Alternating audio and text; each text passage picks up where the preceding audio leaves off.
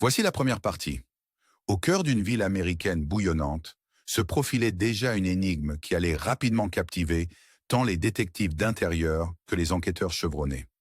L'histoire débuta avec la découverte macabre du corps sans vie du docteur Stephen Marshall, un chimiste renommé pour son génie et ses habitudes excentriques, abattu dans son modeste appartement du centre-ville.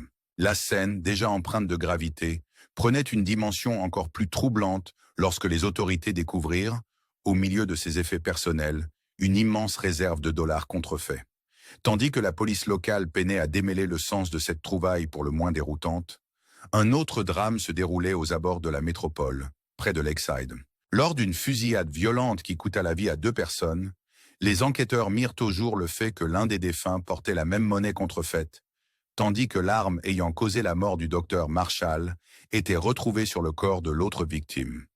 Comment ces tragédies distinctes pouvaient-elles se retrouver liées par d'aussi étranges coïncidences, dignes d'un scénario cinématographique? Ce fut le point de départ d'un périple haletant à travers un labyrinthe d'indices défiant toute explication rationnelle. Voici la deuxième partie. Alors que des murmures se transformaient en un véritable cœur de questions, l'enquête dégageait peu à peu des détails encore plus saisissants. Les autorités découvrirent que les billets contrefaits n'étaient pas isolés à un seul endroit, mais avaient été minutieusement répartis dans 3 villes voisines, laissant entrevoir l'existence d'un réseau criminel, d'une organisation redoutable. L'affaire prit alors une dimension personnelle lorsque Hannah, compagne de longue date au passé ambigu avec la victime, fit irruption sur le devant de la scène. Dans un renversement de situation pour le moins surprenant, elle laissa entendre que, dans certaines circonstances, le docteur Stephen Marshall lui-même aurait pu être impliqué dans cette toile de trahison qui semblait désormais englober tous les aspects de sa vie. Pendant ce temps, Thomas, ex-époux du défunt, se montrait catégorique en affirmant qu'il se trouvait loin de l'effervescence urbaine, retiré dans le calme des bois avoisinants, en pleine sortie de chasse au moment où le drame se déroulait. Entre témoignages contradictoires et indices récalcitrants qui refusaient de s'imbriquer dans un récit linéaire, l'enquête se retrouvait à un carrefour inattendu. Chaque nouvelle révélation ne faisait qu'envenimer le mystère déjà dense. Ce labyrinthe d'informations, mêlant aventure et suspense, invitait l'auditeur à se laisser emporter dans une quête où chaque détail, aussi infime soit-il, semblait receler la promesse d'un secret encore plus profond, lançant ainsi un appel irrésistible à l'esprit d'investigation qui sommeille en chacun de nous. Alors que l'enquête s'enfonçait plus profondément dans le labyrinthe des indices, les enquêteurs se virent contraints de s'appuyer sur la précision implacable des sciences médico-légales pour recoller les fragments épars d'un puzzle pour le moins déroutant.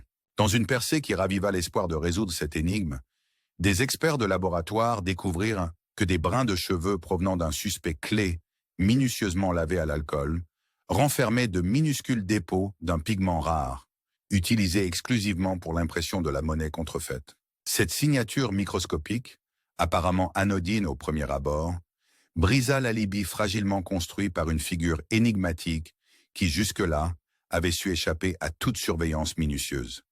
Chaque nouvelle découverte contribuait à enrichir une histoire qui se faisait de crimes, de trahisons et d'un mystère bien plus vaste qu'on ne pouvait l'imaginer. Des murmures se firent entendre le long des couloirs du pouvoir, évoquant un maître criminel d'une habileté redoutable, connu uniquement sous le nom de Madison. Témoigné par ceux qui l'avaient aperçu, Madison apparaissait comme une figure presque théâtrale, toujours vêtu d'un pullover noir ajusté, rehaussé d'une blouse blanche immaculée, subtilement ornée de fines rayures. Cette tenue distinctive ne faisait pas seulement écho à un sens raffiné de l'esthétique, mais symbolisait également l'ambivalence inhérente à cette affaire, une façade élégante dissimulant les rouages implacables d'un réseau criminel sophistiqué. Tandis que les enquêteurs triaient minutieusement les connexions entre la victime, le sinistre réseau de distribution des billets contrefaits et l'art de la manipulation, une question obsédante émergeait dans chaque conversation feutrée et sur chaque écran de télévision. Pouvait-on réellement croire que la mort du docteur Stephen Marshall n'était qu'un coup d'essai dans une vaste machination dirigée par une seule et implacable marionnette? Chaque tournant inattendu, chaque indice déniché, semblait inviter le public à remettre en question le récit accepté et à sonder la profondeur d'une conspiration qui s'étendait bien au-delà des apparences. En progressant dans cette quête pour dévoiler la vérité derrière cette affaire de manipulation et de contrefaçon, nous voilà face à une réalité troublante, où même le moindre détail donne matière à l'interrogation. L'enquête vous incite ainsi, chers auditeurs, à vous demander si, au cœur de ce jeu de dupes et de faux semblants, la justice est seule une illusion, ou si un jour, la lumière finira par percer dans l'obscurité pour révéler qui contrôle réellement les ficelles de ce sinistre théâtre de l'ombre.